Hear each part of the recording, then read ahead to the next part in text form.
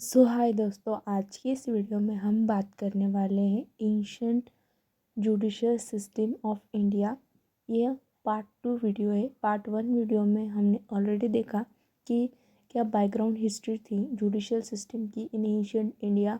हमने 8 types of law के primary heads देखे, किंग का क्या रोल हुआ करता था जुडिशियल सिस्टम में, ये हम सब ने आज की इस वीडियो में हम बात करने वाले different types of ancient Indian codes. मतलब ancient Indian code, ancient India में क्या क्या डिफरेंट टाइप्स हुआ करते थे कोड के, ये हम इस वीडियो में देखने वाले हैं। इसमें पहला कोड हुआ करता था द कुला। ये एक एल्डर फैमिली मेम्बर्स का ग्रुप हुआ करता था, जो कि जिनको कि माना जाता था कि उनके पास बहुत नॉलेज है, वो फैमिली रिलेटेड डिस्प्यूट के बारे में बहुत जानते हैं और वो उस पर डिसीजन दे सकते हैं। ऐसे जो पीपल हुआ करते थे एल्डर फैमिली मेम्बर्स फैमिली के, वो फैमिली रिलेटेड डिस्प्यूट सुनते थे और उस पर डिसीजन दिया करते थे। वो उनके फैमिली से रिलेटेड डिसीजन तो दिया ही करते थे, पर ऐसी फैमिलीज जो कि सिमिलर बैकग्राउंड से आती है, उनसे रिलेटेड डिस्प्यूट से भी रिलेटेड ये डिसीजन दिया करते थे। इन टाइप्स के कोड को कहा जाता था द कुला। उसके बाद आता था द श्रेणी, ट्रेड और professional council.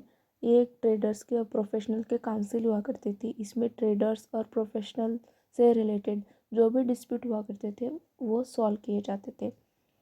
N assembly of old and knowledgeable people, इसमें भी ओल्ड और नॉलेजेबल पीपल की असेंबली हुआ करती थी, जो कि एल्डर्स थे, जो कि रिकॉग्नाइज किए जाते थे as unbiased among traders, professionals, craftsman, जो कि इनको कंसिडर किए जाते थे, इनको कंसिडर करते थे अनबायस। ऐसे अल्डरली पीपल को इन काउंसिल में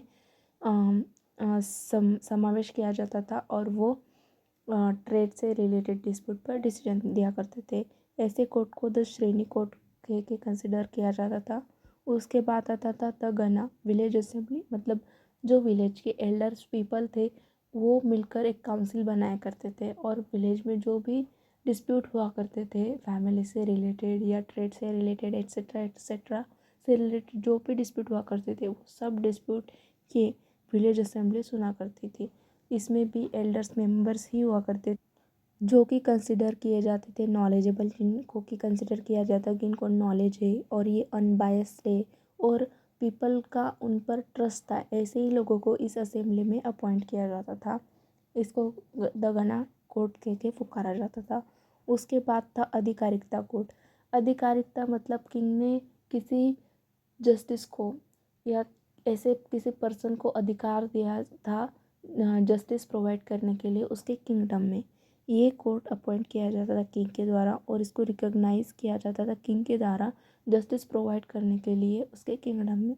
justice was highly trained in the shastras and smriti, और जो भी जस्टिस इन कोर्ट्स पर अपॉइंट किया जाता था उसको कंसिडर किया जाता था कि वो बहुत नॉलेजेबल है, शास्त्रास में स्मृति में उसका सब नॉलेज है। शास्त्र में और स्मृति में ऐसे पर्सन को इस कोर्ट में एज ए जस्टिस अपॉइंट किया जाता था। उसके बाद कोर्ट आता है ससीता।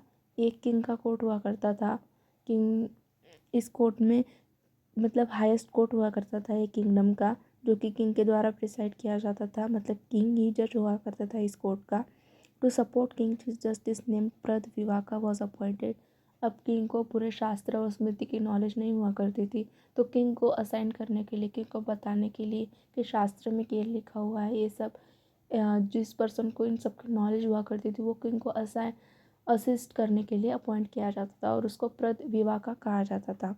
उसके बाद ग्रुप ऑफ जजेस नेम एज सब्यास, और जो भी ग्रुप ऑफ जजेस हुआ करते थे उनको एक नेम दिया जाता था, उसको सब्यास कहते थे। ये हो गया हमारे डिफरेंट टाइप्स ऑफ कोर्ट इन जो एंशिएंट इंडिया में देखे जा सकते हैं, जो कि लिटरेचर में उनका उल्लेख मिलता है हमें।